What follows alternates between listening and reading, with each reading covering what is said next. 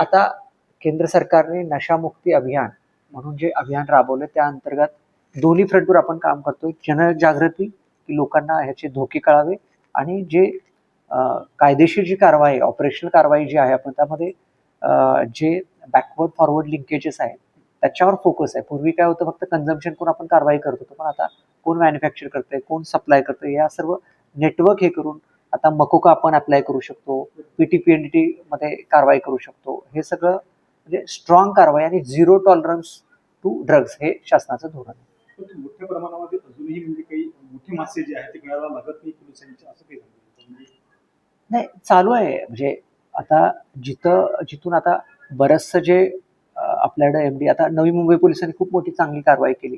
बऱ्यापैकी मुंबईहून मुख्य सप्लायर्स आहेत. बाकी गांजा वगैरे ओरिसामधून आलेले आहेत ते ऑलरेडी केंद्र सरकारने तिथं मोठं अभियान 2000 कोटीचा गांजा नष्ट केलेला आहे ओरिसामध्ये. तिथं चांगलं अभियान आहे. त्यामुळं शासनाचं खूप सर्वसमावेशक धोरण आहे. लोकांना जनजागृती आणि प्लस स्ट्रॉंग ॲक्शन